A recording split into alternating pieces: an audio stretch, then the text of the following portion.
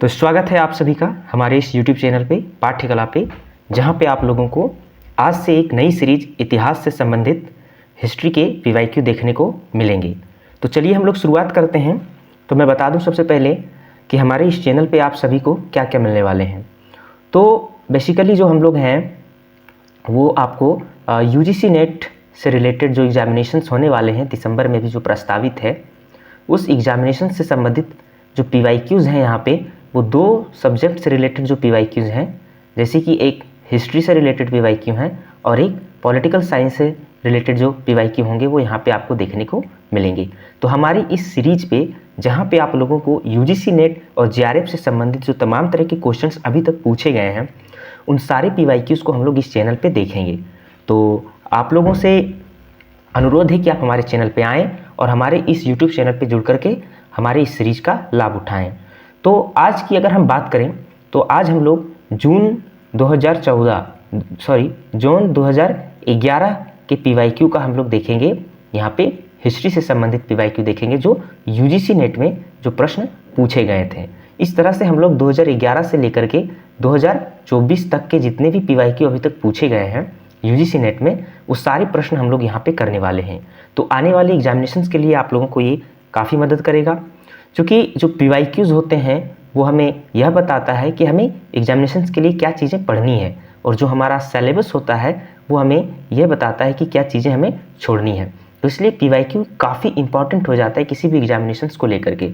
इसलिए हम लोगों ने ये सीरीज़ लेकर के आए हैं ताकि आप लोगों को कहीं ना कहीं ये UGC नेट से रिलेटेड चीज़ें को रिवीजन करने में और PYQ को एनालाइज करने में आप लोगों की मदद करें। तो चलिए आज हम लोग शुरुआत करते हैं, जिसमें आज हम लोग बात करेंगे UGC नेट के जून 2011 के पेपर को, और वो होगा हिस्ट्री से संबंधित जो पेपर होंगे। तो बेसिकली मैं यहाँ पे हिंदी मीडियम से एनालाइज करूँगा, क्वेश्चंस यहाँ पे दोनों मीडियम में अवेलेबल रहेंगे। तो चलिए हम लोग शुरुआत करते हैं यहाँ पे प्रश्न को।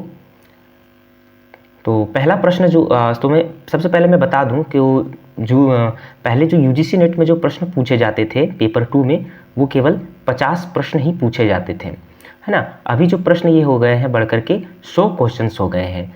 तो ये आज हम लोग जो सीरीज देखने वाले हैं उसमें हम लोग आज 50 प्रश्नों का हल देखेंगे, उसका विश्लेषण देखेंगे। तो चलिए हम लोग शुरुआत करते हैं। ये जो पहला प्रश्न हमारा है वो यह है, निम्नलिखित पुरातात्विक स्थलों में कहाँ पर जल भंडार का साक्ष्य पाया गया है। तो ये सिंधु घाटी सभ्यता से संबंधित प्रश्न है। तो इसका जो ऑप्शन है आपका लोथल, कालीबंगा, बनावली और चनोदड़ो। तो इसका जो करेक्ट आंसर हो जाएगा वो हो जाएगा आपका लोथल, यानी कि लोथल ही वो स्थान है जहाँ पे आपको जल भंडार के साक्ष्य देखने को मिलते हैं। ये एक तरीके से बंदरगाह का भी यहाँ पे साक्ष्य है ना। यहाँ पे एक तरीके से बंदरगाह भी पाए जाते थे। और भी इसके कुछ फैक्ट्स जो याद रखने हैं आपको, ये गुजरात में है हमारे, है ना। तो ये कहाँ पे पाए, कौन से स्थान पे, गुजरात पे है। और एक और फैक्ट जो इसको याद रखना है आप लोगों को, यह एक भोगवा नदी के किनारे अवस्थित है। जो ये सब प्रश्न भी कहीं ना कहीं पूछे गए हैं। तो नेक्स्ट क्वेश्चन की अगर हम बात करते हैं, ऋग्वेद, तो ये वैदिक पीरियड से संबंधित है। तो ऋग्वेद में पंचजन किसे द्योतित करता है, यानी कि ऋग्वेद जो है उसमें पंचजन से क्या तात्पर्य है, वही प्रश्न यहाँ पे पूछा गया है। तो ऑप्शन हमारा है आर्यों की 5 जनजातियाँ, अनार्यों की 5 जनजातियाँ, एक गाँव के 5 मुखिया, 5 गाँवों के मुखिया। तो दोस्तों मैं बता दूं इसका जो करेक्ट आंसर हो जाएगा वो हो जाएगा आर्यों की 5 जनजातियाँ। यानी कि ऋग्वेद जो है उसमें आर्यों के बारे में बातें कही गई हैं। तो ये 5 जनजातियाँ जो आर्यों की कही गई है वो कौन कौन है, तो हम लोग देखते हैं इसका नाम। तो ये है अनु है, ये है द्रहु है, उसके बाद आप देख सकते हैं कि तुर्वसु है ना, तुर्वसु है। उसके बाद अगर हम बात करें तो पुरु है और एक है आपका यदु। तो इस तरीके से ये 5 आर्य जनजातियों की बात करती है ऋग्वेद में, जिसे पंचजन कहा जाता है।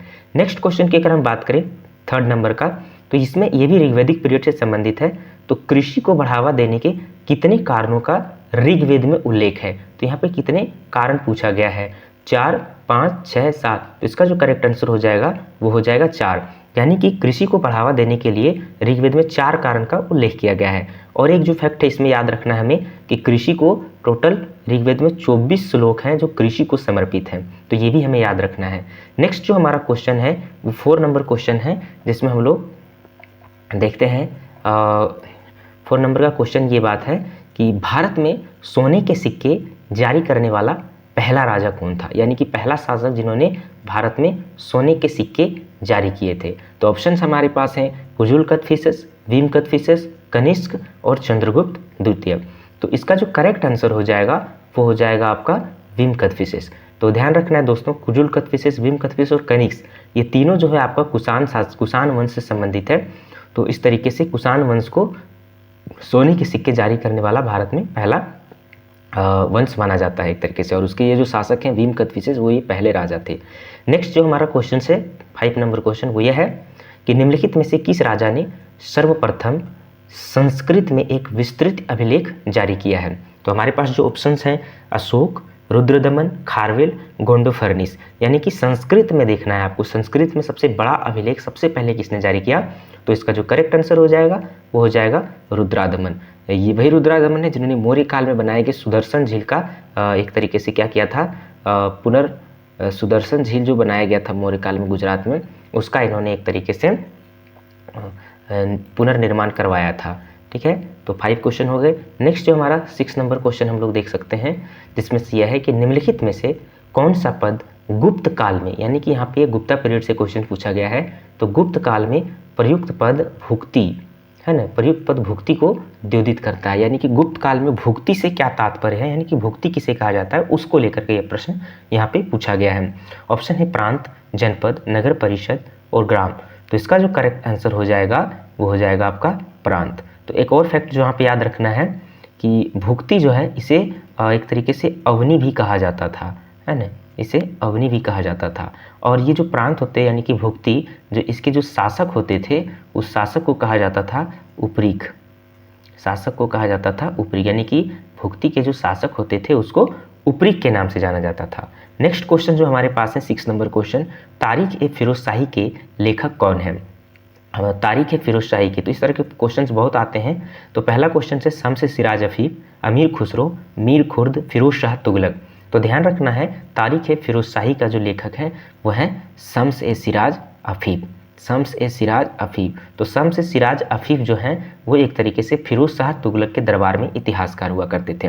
वहीं अगर बात करें फिरोज शाह तुगलक की, तो इन्होंने तुजुक फिरोज शाही की पुस्तक लिखी थी। नेक्स्ट अगर हम बात करें 8 नंबर क्वेश्चन में, अमीर हसन आला सीजी द्वारा संकलित कृति फवायद उल फुआद निम्नलिखित में से किसके डूइंग्स एंड सेइंग्स का अभिलेख है। तो यहाँ पे एक क्वेश्चन इसी क्वेश्चन से बन जाएंगे, वो ये है कि अमीर हसन आला सीजी के द्वारा एक पुस्तक लिखी गई है फवाद उल फुआद। तो ये भी प्रश्न कहीं ना कहीं रिपीट हो जाएंगे। तो इसमें जो है सो एक तरीके से शेख निजामुद्दीन औलिया जो हैं उनकी एक तरीके से यहाँ पे डूइंग्स और सेइंग्स का ये अभिलेख है। नेक्स्ट हम लोग क्वेश्चन की बात करें तो सूफी शब्दावली में विलायत का क्या अर्थ है। तो ध्यान रखना है सूफी शब्द से सूफी चैप्टर जब हम लोग पढ़ते हैं तो उसमें बहुत सारे शब्द आते हैं और उसके अर्थ पूछे जाते हैं। तो उसी तरह यहाँ पे विलायत शब्द का अर्थ पूछा गया है। तो यहाँ पे मैं बता दूं ऑप्शन दिया गया है विदेशी क्षेत्र, मुखिया का क्षेत्र, आध्यात्मिक क्षेत्र और जमींदार का क्षेत्र। तो इसमें जो करेक्ट आंसर हो जाएगा वो आपका हो जाएगा आध्यात्मिक क्षेत्र। और एक और वर्ड यहाँ पे जो आप लोगों को याद रखने हैं वो है खानकाह, यानी कि सूफी शब्दावली में खानकाह का क्या अर्थ होता था। तो वह स्थान, यह एक तरीके से निवास स्थान होता था, है ना, निवास स्थान होता था जहाँ पे सूफी संत निवास करते थे। तो ये खानकाह हो गया। नेक्स्ट जो हमारे पास 10वां नंबर क्वेश्चन है उसमें ये पूछा गया है, जहांगीर से संबंधित प्रश्न पूछे गए हैं। तो 10 नंबर क्वेश्चन में हम देखते हैं। तो ये हमारा क्वेश्चन है कि राज तिलक के तुरंत पश्चात जहांगीर, है ना, जहांगीर द्वारा जारी किए गए अध्यादेशों में 10वां अध्यादेश, तो यहाँ पे याद रखना 10वां अध्यादेश किससे संबंधित था, वही प्रश्न पूछा गया है। तो 1605 ईस्वी में जहांगीर का राज्याभिषेक हुआ था और उसी के दौरान उसने 12 अध्यादेश जारी किए थे। तो ये भी प्रश्न याद रखना है कितने अध्यादेश जारी किए थे, तो 12 अध्यादेश जारी किए थे। और उसमें जो 10वां अध्यादेश था वो जागीरदारों के क्षेत्र से संबंधित था, यानी कि इसमें से आपको ये फैक्ट याद रखने हैं कि जागीरदारों से ये संबंधित था। नेक्स्ट क्वेश्चंस की अगर हम लोग बात करते हैं तो 11वें नंबर क्वेश्चन की अगर हम बात करते हैं तो ये क्वेश्चन है दिल्ली स्थित जामा मस्जिद। तो याद रखना है जामा मस्जिद कहाँ है, दिल्ली में है। तो दिल्ली स्थित जामा मस्जिद की नींव किसने रखी? ऑप्शन है सम्राट शाहजहां ने, महाबत खां, इस्लाम खान, सम्राट औरंगजेब। तो इसका जो करेक्ट आंसर हो जाएगा वो हो जाएगा सम्राट शाहजहां ने। इन्होंने जामा मस्जिद की नींव जो रखी थी वो 1650 में रखी थी, हालांकि ये बन करके तैयार हो गया था 1656 ईस्वी में। तो ये पॉइंट आपको याद रखने हैं। नेक्स्ट जो क्वेश्चंस हैं वो ये हैं अमीन के पद का सृजन किसने किया? यानी कि ये अमीन का पद ये राजस्व से संबंधित है और ये भूमापन का काम करते थे। तो इस तरीके से हम लोग देख सकते हैं इसका जो करेक्ट आंसर हो जाएगा उसमें भी ये हो जाएगा शाहजहां। शाहजहां ही थे जिन्होंने अमीन के पद का सृजन किया था। नेक्स्ट 30 नंबर क्वेश्चन की अगर हम बात करें तो निम्नलिखित में से कौन सा स्थान पुर्तगालियों का व्यापारिक ठिकाना नहीं था? तो ये विदेशी कंपनियों के आगमन से संबंधित है। तो सबसे पहले पुर्तगाली आए थे 1498 में। तो इसमें से कौन सा ठिकाना पुर्तगालियों से संबंधित नहीं है? तो कालीकट, भरूच, कोचीन और माहे। तो इसका जो करेक्ट आंसर हो जाएगा वो हो जाएगा भरूच, जो कहाँ पे है आपका, जो आपका गुजरात में है ना, ये गुजरात में है। और वहाँ पे पुर्तगालियों ने किसी भी तरह का व्यापारिक ठिकाना नहीं बनाया था। नेक्स्ट क्वेश्चन की अगर हम लोग बात करें तो निम्नलिखित में से कौन बक्सर में अंग्रेजी पढ़ाता था? यानी कि इंग्लिश का अध्यापन कौन करता था, कौन से शासक थे इसमें? तो पहला ऑप्शन है मीर जाफर, सिराजुद्दौला, मीर कासिम, सुजाउद्दीन। तो मैं बता दूं इसका जो करेक्ट आंसर हो जाएगा वो हो जाएगा मीर कासिम। यानी मीर कासिम ही वो व्यक्ति थे जो बक्सर में अंग्रेजी पढ़ाया करते थे।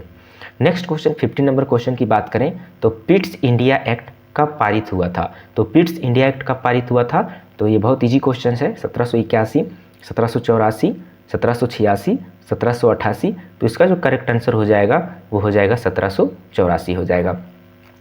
नेक्स्ट क्वेश्चन की अगर हम बात करें 16 नंबर क्वेश्चन की अगर हम बात करें तो उसमें ये पूछा गया है निम्नलिखित में से किसने Indian association for the cultivation of science की स्थापना की थी? Indian association for the cultivation of science की। तो ऐसे संस्था से प्रश्न पूछे जाते हैं।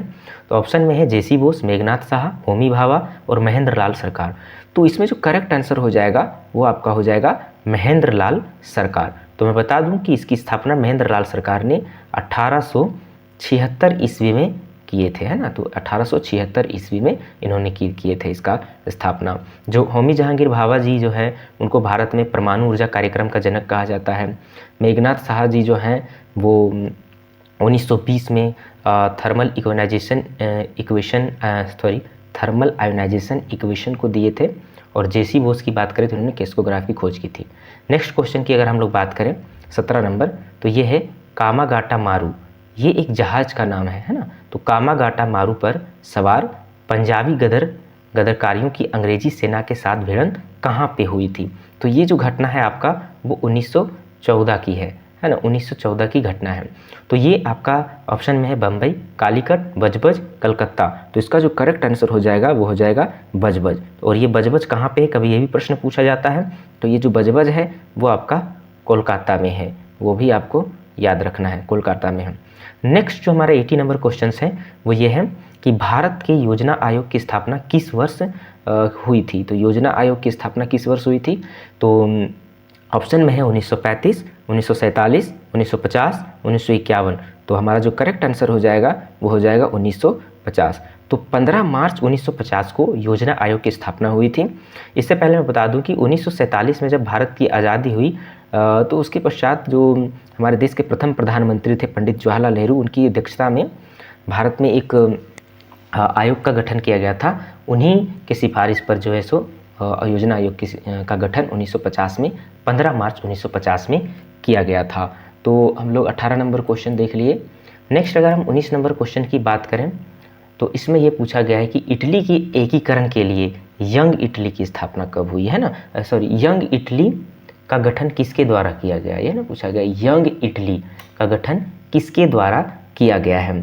तो हम लोग बता दें ऑप्शन में है Cavour, Victor Emmanuel, Garibaldi, Mazzini. तो इसका जो करेक्ट आंसर हो जाएगा वो हो जाएगा मेजिनी। मेजिनी ही वो थे जो यंग इटली की स्थापना की थी, जिन्होंने इटली के एकीकरण में, यूनिफिकेशन ऑफ इटली में काफ़ी बड़ा रोल अदा किया था। तो कब किए थे एस्टैब्लिश इसको? तो 1831 में स्थापित किए थे मेजिनी ने यंग इटली का। नेक्स्ट क्वेश्चन की अगर हम लोग बात करें तो ये स्टेटमेंट बेस्ड क्वेश्चन है, कथन और कारण का प्रश्न है। तो देखते हैं क्या है। पहला प्रश्न कथन में यह है कि निषाद जो मूलतः आदिवासी थे बौद्ध मतावलंबियों के लिए अछूत थे। यानी कि चूंकि निषाद जो थे वो बौद्ध मतावलंबियों के अछूत थे, ये पूछ रहे हैं। कारण में दिया गया कि यह आरंभिक ब्राह्मणीय विधि निर्माताओं की मनोवृत्ति से साम्य रखता है।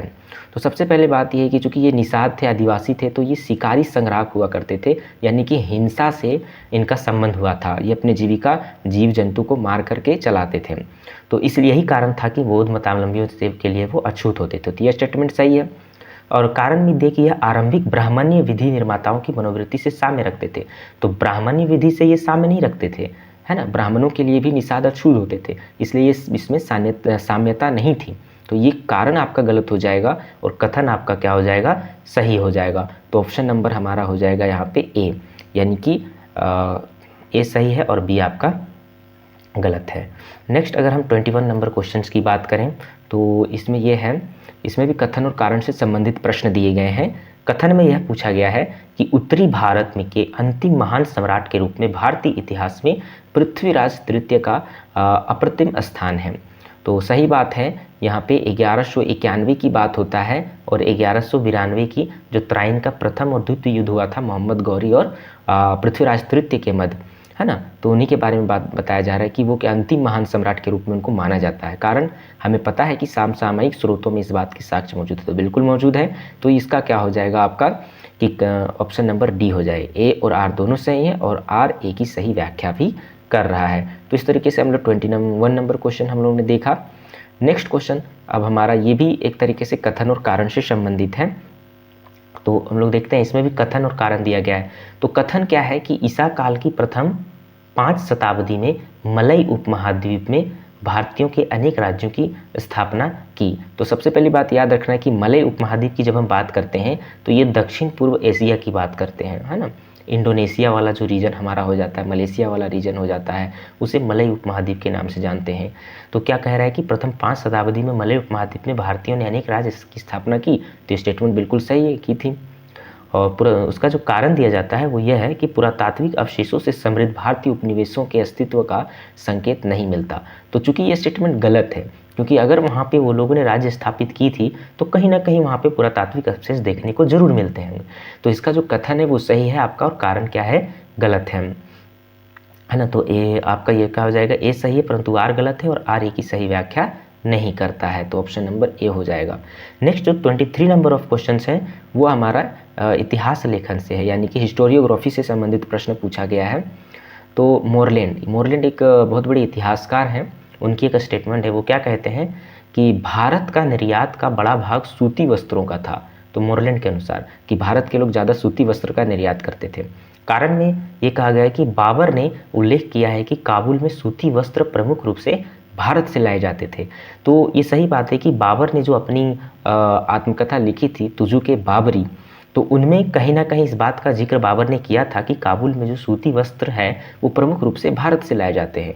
इसलिए मोरलैंड की ये बात और कारण भी सही है और ये दोनों एक दूसरे की व्याख्या भी सही से करता है। तो ऑप्शन नंबर ए आपका करेक्ट हो जाएगा कि ए और आर दोनों सही है और ए जो है वो सही व्याख्या है आर का। तो नेक्स्ट हमारे पास जो 24 नंबर ऑफ क्वेश्चंस हैं वो है कि राज्य और राजधानी को सूची से सम्मिलित करना। इस तरह के प्रश्न बहुत प्रश्न पूछे जाते हैं। निजाम शाही, कुतुब शाही, इमाम शाही, आदिल शाही। तो ध्यान रखना है निजाम शाही का जो संबंध हो जाएगा वो अहमदनगर से हो जाएगा, कुतुब शाही का जो संबंध हो जाएगा वो गोलकुंडा से हो जाएगा और आदिल शाही का जो संबंध हो जाएगा वो बीजापुर से हो जाएगा और इमाम शाही का संबंध हो जाएगा बरार से। यानी कि 3, 1 और 3142 कहाँ है ऑप्शन 3142, ऑप्शन नंबर ए हमारा करेक्ट हो जाएगा। नेक्स्ट अगर हम बात करें कि कौन से यात्री किसके शासनकाल में आए, तो ये विजयनगर साम्राज्य से संबंधित शासक हैं, यहाँ पे दिए गए हैं Niccolo de Conti, Domingo Paes, Fernao Nuniz और अब्दुल रज्जाक। तो निकोलो डी कोंटी जो थे वो देवराय प्रथम के शासनकाल में आए थे भारत, और डोमिंगो पेज जो थे वो कृष्ण देवराय के शासनकाल में आए थे, और फ्रेडनो नूंज जो थे वो अच्युतराव के शासनकाल में आए थे, और अब्दुल रज्जाक जो थे वो एक देवराय द्वितीय के शासनकाल में भारत आए थे। तो 3, 1 423142 इसका भी ऑप्शन नंबर ए हमारा क्या हो जाएगा, करेक्ट हो जाएगा।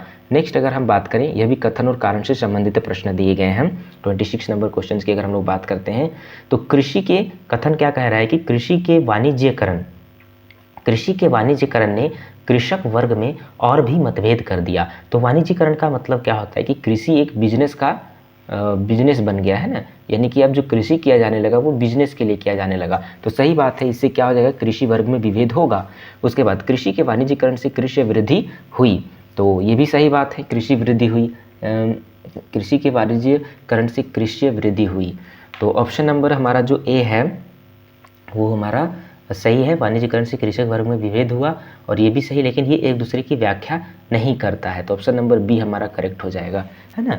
तो हम लोग ने 26 नंबर क्वेश्चन देखा। अब हम लोग आगे चलते हैं 27, ये भी कथन और कारण है। तो कथन और कारण से बहुत सारे प्रश्न पूछे जाते हैं। 27 नंबर क्वेश्चन हम लोग देख सकते हैं, कथन में दिया गया है कि भारत में कृषक वर्ग की संलिप्तता अलग थलग तथा स्थानीय बनी रही। कारण कहा जाता है कि भारतीय कृषक समाज की संरचना जटिल थी, तो भारतीय कृषक समाज की संरचना जटिल नहीं थी, तो आर क्या होगा, उनकी जो कारण है आपका वो गलत हो जाएगा, और कथन जो है वो कहीं ना कहीं आपका सही हो जाएगा। तो ऑप्शन नंबर बी इसका आंसर हो जाएगा, यानी ऑप्शन नंबर ए हो जाएगा कि ऑप्शन नंबर बी हो जाएगा, ए सही है परंतु आर क्या है यहाँ पे गलत है। नेक्स्ट हमारे पास 28 नंबर क्वेश्चन है, इसमें भी कथन और कारण से संबंधित है। तो यहाँ पे बोला गया कि द्वितीय पंचवर्षीय योजना, तो हम लोग जानते हैं इसको हम लोग नेहरू महालनोबिस मॉडल के नाम से जानते हैं। तो द्वितीय पंचवर्षीय योजना ने भारी उद्योग के पक्ष में बदलाव को चिन्हित किया, तो सही बात है, ये भारी उद्योग को बढ़ावा देने की बात करी थी। इस क्षेत्र में आयात को बंद करना आत्मनिर्भरता के लिए आवश्यक माना गया। आयात को इसलिए बंद किया गया था ताकि यहाँ के लोग आत्मनिर्भर हो सके। तो ये दोनों स्टेटमेंट सही है और ये दोनों एक दूसरे की व्याख्या भी सही तरीके से कर रहा है, तो ऑप्शन नंबर डी हमारा क्या हो जाएगा, करेक्ट आंसर हो जाएगा। 29 नंबर में हम लोग देखते हैं, ये कालक्रम से प्रश्न पूछा गया है, इस तरह के प्रश्न भी बहुत सारे पूछे जाते हैं। तो आपको सजाना है कि सबसे पहले कौन सा ग्रंथ आया है, इंडिका, ऋग्वेद, अर्थशास्त्र और त्रिपिटक। तो सबसे पहले तो यहाँ पे बेशक ऋग्वेद आएगा क्योंकि वैदिक काल का ये है, और ये उसके बाद आपका ये त्रिपिटक आएगा, है ना। त्रिपिटक आएगा जो आपका बौद्ध धर्म से संबंधित है, जिसमें विनय पिटक, अभिधम पिटक और सूत पिटक आता है। और ये इंडिका जो मौर्य काल से संबंधित है, मेगास्थनीज के द्वारा लिखा गया है। और अर्थशास्त्र ये भी मौर्य काल से संबंधित है, जो आपका कौटिल्य के द्वारा लिखा गया है। तो सबसे पहले आपका 2, फिर 4, उसके बाद 3 और 1, यानी कि 2, 4, 3, 1, यानी कि ऑप्शन नंबर डी हमारा करेक्ट आंसर हो जाएगा। उसके बाद अगर हम नेक्स्ट क्वेश्चन की बात करें तो यहाँ भी आपका एक तरीके से दिया गया है, कालानुक्रम आपको सजाना है कि कौन से लेखक कब हुए। तो सबसे पहले मैं बता दूं कि भारवी जो है वो 6ठी शताब्दी के हैं, है ना। 6ठी शताब्दी में भारवी देखने को मिलते हैं। उसके बाद जो आपका भट्टी ये 7वीं शताब्दी के पूर्वार्ध में देखने को मिलते हैं। पूर्वार्ध मतलब हो गया कि आपका 650 से पूर्व।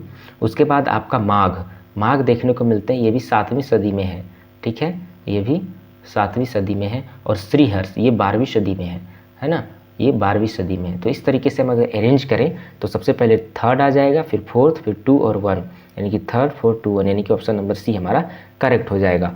तो इस तरह के क्वेश्चन रटने वाले होते हैं। 31 नंबर क्वेश्चन को अगर हम लोग बात करें, यहाँ पे भी कालानुक्रम हमको सजाना है। तो धर्मपाल का अगर कार्यकाल की अगर हम बात करें, ये कब थे, तो 770 से लेकर के ये 810 ईस्वी तक ये यहाँ पे रहते हैं, इनका शासनकाल है। और मिहिर भोज का अगर हम बात करें तो 836 से लेकर के ये 885 तक रहते हैं।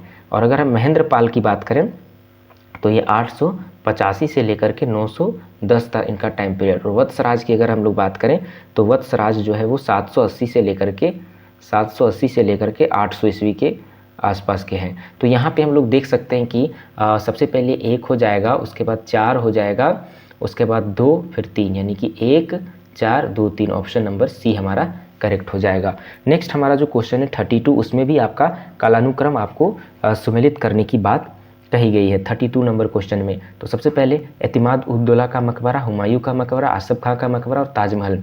तो सबसे पहले हुमायूं का मकबरा होगा, उसके बाद एतमादुद्दौला का मकबरा हो जाएगा, फिर हमारा हो जाएगा ताजमहल, और सबसे लास्ट में हो जाएगा आसफ खां का मकबरा, यानी कि 3rd नंबर सबसे लास्ट में हो जाएगा, जो यहाँ पे केवल इसमें है। तो ऑप्शन नंबर बी हमारा करेक्ट हो जाएगा।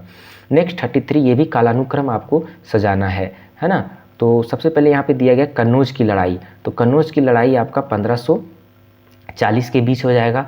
खानवा की लड़ाई की अगर हम लोग बात करें तो 1527 में हो जाएगा। और पानीपत की तीसरी लड़ाई की अगर हम लोग बात करें तो 1761 में होता है। और पानीपत की पहली लड़ाई आपका 1526 में होता है। तो इस तरह से हम लोग देख सकते हैं ऑप्शन नंबर 4 आपका पहले आ रहा है, तो हमारा यहाँ पे 1 नंबर हो जाएगा करेक्ट आंसर। इस तरह से कालानुक्रम से बहुत सारे प्रश्न यहाँ पे पूछे जाते हैं और इस तरह के प्रश्न अधिकतर रटने वाले ही होते हैं। नेक्स्ट 30 नंबर क्वेश्चन की अगर हम लोग बात करें तो ये भी कालानुक्रम सजाने की बात करता है कि कौन से ग्रंथ पहले आया है। तो इस तरह के प्रश्न बहुत टफ हो जाते हैं, इसलिए इसको रटना ही सही है। खजाइन उल फुतूह है ना, खजाइन उल फुतूह। तो सबसे पहली बात ये किसकी रचना है, रचना याद रखना है हम लोग, ये प्रश्न पूछा जाएगा। ये अमीर खुसरो की रचना है ना, ये अमीर खुसरो की रचना है। और आपका वाक़ियात ए मुस्ताकी जो है वो किसकी रचना है, ये है रीज कुल्लाह मुस्ताकी की रचना है। तबकात ए अकबरी जो है वो आपका निजामुद्दीन अहमद की रचना है ना, निजामुद्दीन अहमद की रचना है। और ये मासिर जहांगीर है वो आपका ख्वाजा कामगार की रचना है, ख्वाजा कामगार की रचना है। और ये जो है एक तरीके से कालानुक्रम में ही व्यवस्थित किया गया है, यानी कि ऑप्शन नंबर पहले आपका 2 आ जाएगा, यानी कि पहले 2 आ जाएगा, फिर 3, फिर 4, 1, यानी कि ऑप्शन नंबर ए सही। इस तरह के क्वेश्चन आपको रटने पड़ेंगे और कोई विकल्प नहीं है। नेक्स्ट अगर 35 नंबर क्वेश्चन की बात करते हो तो ये भी अनुक्रम क्या है, प्रश्न दिया गया है कि इसमें भी आपको सजाना है कि। तो सबसे पहले ये है कि बनारस स्थित संस्कृत कॉलेज, तो लगभग सभी जानते हैं कि ये 1791 में इसकी स्थापना हुई थी। फोर्ट विलियम कॉलेज की अगर हम लोग बात करें तो ये 1800 ईस्वी की है। कलकत्ता मदरसा की बात करें तो ये 1781 की है। और एशियाटिक सोसाइटी की बात करें तो ये 1784 की है। तो इसमें से कलकत्ता यानी कि थर्ड आपका पहले हो जाएगा, उसके बाद आपका 4 हो जाएगा, थर्ड 4 फिर 1, यानी कि ऑप्शन नंबर ए करेक्ट हो जाएगा। नेक्स्ट 36 नंबर क्वेश्चन की बात करें तो वो भी कालानुक्रम आपको सजाना है, यानी कि इसमें भी आपको टाइम पीरियड से रिलेटेड चीज़ें याद रखनी चाहिए। गोदान ये मुंशी प्रेमचंद जी की रचना है। आनंदमठ बंकिम चंद्र चटर्जी की रचना है। गीतांजलि रविंद्रनाथ टैगोर जी की रचना है। और नील दर्पण जो है आपका वो दीनबंधु मित्र की रचना है।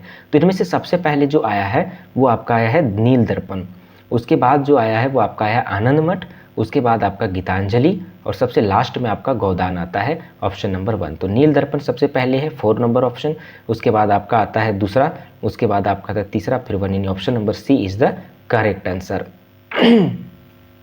नेक्स्ट अगर हम लोग बात करें तो इसमें भी आपका कालानुक्रम सजाने की क्वेश्चन दिए गए हैं, है ना। इसमें भी आपका क्रम से सजाना है कौन से आंदोलन। तो सब 37 में आते हैं। तो चंपारण आंदोलन 1917 में हुआ था। आपका एका आंदोलन जो है वो 1921 से 22 के मध्य होता है। मोपला विद्रोह 1920 के आसपास होता है। और जो पावना विद्रोह है वो 1873 से 76 के मध्य में होता है। तो सबसे पुराना आपका पावना विद्रोह हो जाएगा, थर्ड हो जाएगा आपका, उसके बाद आपका 4 हो जाएगा, है ना। सबसे पुराना आपका थर्ड फिर 1, है ना। तो कृषि आंदोलन का सही कालक्रम क्या है, सही में सजाना है ना।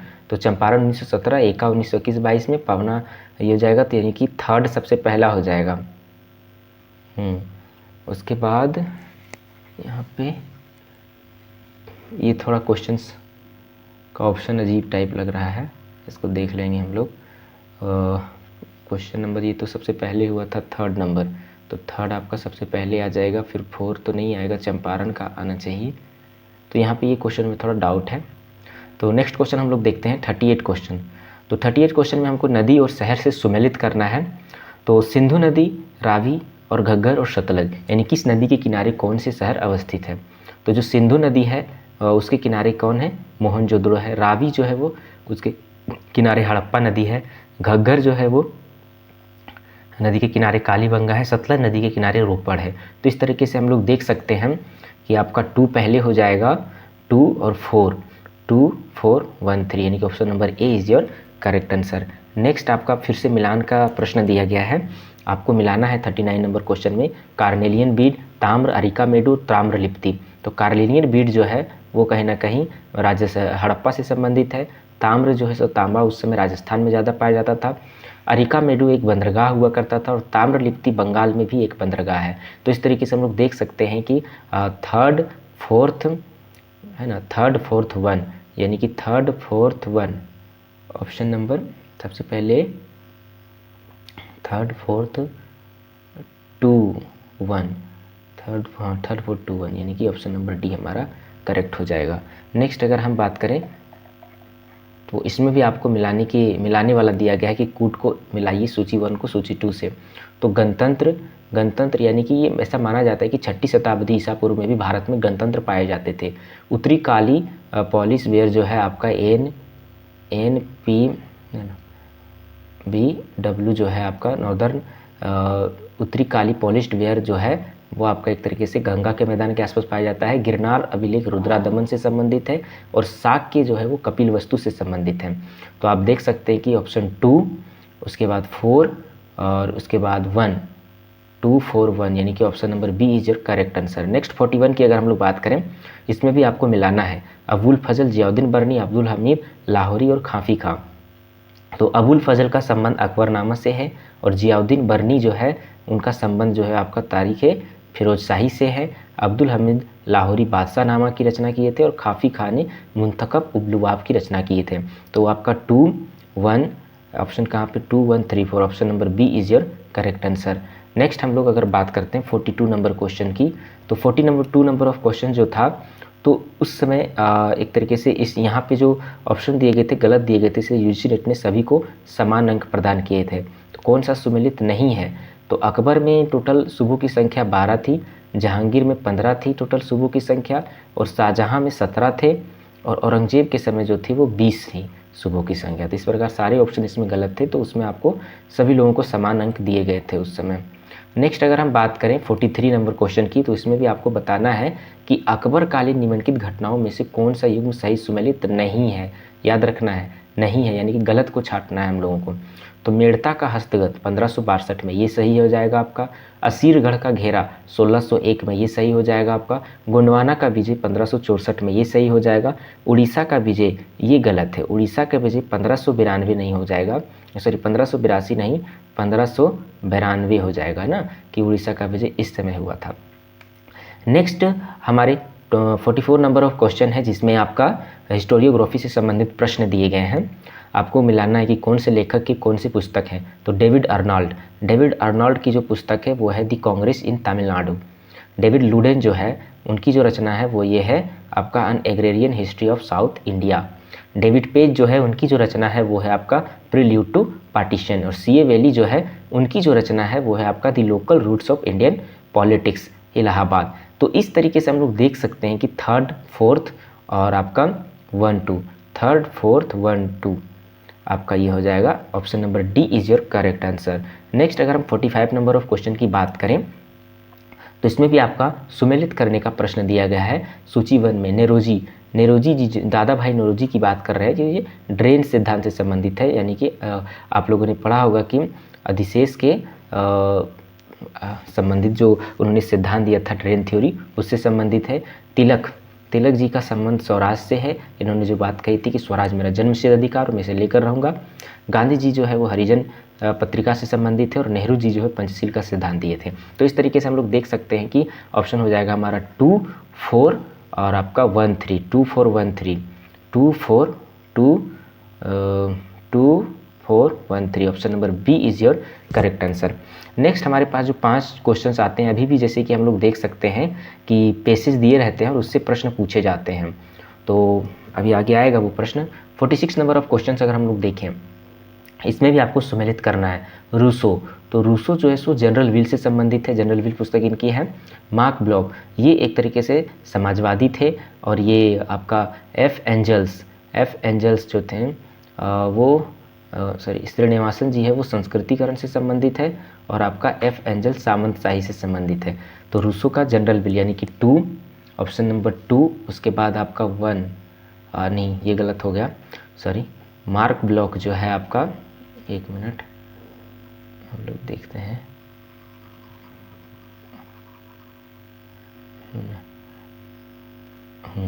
तो यहाँ पे आपका जो रूसो जो है उनका संबंध हो जाएगा जनरल विल से, और उसके बाद आपका श्रीनिवासन जी का संबंध हो जाएगा आपका संस्कृतिकरण से, और आपका जो मार्क ब्लॉक है वो आपका सामंतशाही से संबंध हो जाएगा, और एफ एंजल्स समाजवाद से संबंध हो जाएंगे। तो इस तरीके से 2, 4 और आपका 1 है ना, 2, 4, 1, 3 option number B is your correct answer. उसके बाद आपका यहाँ पे पेसिस दिया गया है, उसके बाद आपका यहाँ पे क्या दिया गया है, पेसिस दिया गया है, आप लोग देख सकते हैं, और इस पेसेज को आपको पढ़ना है और उसका आंसर आप लोगों को निकालना है। तो यहाँ पे क्वेश्चन क्या दिया गया कि निम्नलिखित गद्यांश को ध्यानपूर्वक पढ़िए तथा उसके बाद दिए गए प्रश्नों के सही उत्तर चुनिए। एक बार रीडिंग कर देते हैं कि फिर भी करोड़ों लोग जो समस्त भारतीय प्रायद्वीप में खुशियां मना रहे थे, अर्धरात्रि को भारत की नियति के साथ भेंट पर नेहरू का भाषण सुनकर रोमांचित हो रहे थे, और जिन्होंने उस समय बालक रहे व्यक्ति के लिए भी 15 अगस्त को एक अविस्मरणीय अनुभव बना दिया था। वे पूर्ण रूपेण भ्रांति के शिकार नहीं थे। 1948 से 51 में कम्युनिस्ट ने अपनी कीमत पर ही जाना है कि यह आज़ादी झूठी है के नारों में दम नहीं था। भारत की स्वाधीनता उपनिवेशवाद के विघटन की ऐसी प्रक्रिया का आरंभ थी जिसे कम से कम जहां तक राजनीतिक स्वाधीनता का प्रश्न है रोकना कठिन सिद्ध हुआ। ब्रिटेन और अमेरिका की कठपुतली होने के स्थान पर भारत ने नेहरू के नेतृत्व में धीरे धीरे एक स्वतंत्र विदेश नीति विकसित की, जो उस समय के लिए गुटनिरपेक्षता की नई धारणा पर और समाजवादी देशों एवं उभरती हुई तीसरी दुनिया के साथ मैत्री पर आधारित थी। 26 जनवरी 1950 को मोटे तौर पर एक लोकतांत्रिक संविधान की घोषणा की गई, जो अनेक सीमाओं के बावजूद अंत तक सार्वत्रिक वयस्क मताधिकार के मुद्दे की अवहेलना करने वाली ब्रिटिश भारतीय संस्थाओं की तुलना में अधिक प्रगतिशील थी। राजाओं और जमींदारों को धीरे धीरे बेदखल किया गया। भूमि का सीमा निश्चित की गई, यद्यपि यह कदाचित ही लागू हो। भाषाई आधार पर राज्यों का पुनर्गठन के पुराने आदर्श को 1956 में प्राप्त कर लिया गया। सार्वजनिक क्षेत्र के नियोजित विकास द्वारा मूलभूत उद्योगों को निर्माण किया गया, और आधी सदी तक खाद्यान्न उत्पादन में जो ठहराव बना हुआ था उसकी तुलना में उत्पादन में पर्याप्त बढ़ोतरी हुई। तो ये आपके पेसेज आते हैं, और उस पेसेज से संबंधित आपके यहाँ पे 4 क्वेश्चन दिए जाते हैं, और अभी भी इस तरह के प्रश्न आ रहे हैं। तो पहला जो क्वेश्चन है आपका 47 नंबर इसी पेसेज से है कि नियति के साथ भेंट जो इसमें वर्णित किया गया है, नियति के साथ भेंट किसे इंगित करता है। तो संसद में नेहरू का उद्घाटन भाषण, 15 अगस्त 1947 का समारोह, भारत की स्वतंत्रता, या उपरोक्त में से कोई नहीं। तो उसका ऑप्शन हो जाएगा भारत की स्वतंत्रता। 48 में है कि साम्यवादी नारा क्यों असफल रहा।